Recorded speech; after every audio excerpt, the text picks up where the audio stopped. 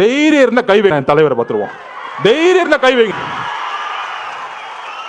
என்ன அதிகாரம் இருந்தா, போலீஸ் இருந்தா, தைரியம் இருந்தா முதல் வீட்டுக்குள்ள போயிடுங்க. நான் கேட்கிறேன், ஒட்டுமொத்த காலேஜில் இருக்க இளைஞர்களும் உங்க வீடு தேடி வருவாங்க, ஞாபகம் வச்சுக்கோங்க. ஆயுத எழுத்து படம் பார்த்திருக்கீங்களா? பெரிய ரவுடி எழுத்து நிப்பாங்க. அந்த படத்துல மணிரத்னம் சார் எழுதியிருப்பாரு, இளைஞர் புரட்சி. அந்த புரட்சி தான் 26ல உருவாகிட்டு இருக்கு. நீ காசை கொடுத்து கூட்டிட்டு வருவ. அதுக்கு நான் உதாரணம் சொல்லிடுறேன். நாமக்கல்ல இருந்து கரூர் வந்துட்டு இருக்காரு அண்ணன், நான் உள்ள இருக்கிறேன். அதுக்கு முன்னாடி ஒரு பெரிய காலேஜ் இருக்கு மேடம். மதியானம் என்ன நடந்தது? குமாரசாமி காலேஜ்ல இருந்து 5000 ஸ்டூடெண்ட்ஸ் ஓடி வருவாங்க. நான் 2 கிலோமீட்டர் பாக்குறேன். அண்ணன் பாக்குறாரு, என்னப்பா அங்கிருந்து ஒரு கூட்டம் ஓடி விட்டது, என்னப்பா அது அப்படிங்கிற. ஒட்டுமொத்த காலேஜும் ஓடி வராங்க. அதுல போன் வேற எடுத்துட்டு வராங்க, கத்தி எடுத்துட்டு வர போன் எடுத்துட்டு வந்துட்டு இருக்காங்க. அதுல நண்பர்களே, இதுதான் மிகப்பெரிய விஷயம்.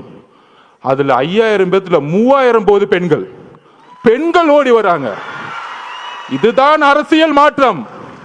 நீ சொல்ற நேரு, வேலு, செந்தில் பாலாஜி தூக்கி எறிஞ்சிட்டு இளைஞர்கள் போயிட்டே இருப்பாங்க. ஞாபகம் வச்சுக்கோங்க. காவல்துறையை பார்த்து பயப்படுறேன்னு நினைச்சிட்டு இருக்கீங்களா? எங்களுக்கு எந்த பயமும் இல்ல. பொதுச் செயலர்ல தூங்க முடியாம எந்திரிக்காம, அதுக்கு ஏன் பொதுச் செயலர் எவ்வளவு மேட்டர்? ஏன் பொதுச் செயலர் பார்த்து நீ மீம்ஸ் போட்டுட்டு இருக்க? எந்திரிச்சு ஒரு வாக்கிங் பண்ண சொல்லுவோம் பொதுச் செயலரை. சட்டசபையில் உட்காந்து கிண்டல் பண்ணிக்கிட்டு, கேலி பண்ணிக்கிட்டு, எதிர்கட்சிகளை என்ன அவை நாடா, ஒரு அவை நாவடக்கம் கூட தெரியாம சட்டசபையை கேலி பொருளாக்கிக்கிட்டு, எப்ப பார்த்தாலும் சட்டசபைக்கு போனா ஐயா உதயநிதி வாழ்க, ஐயா உதயநிதி, என்ன தியாகி அவரு?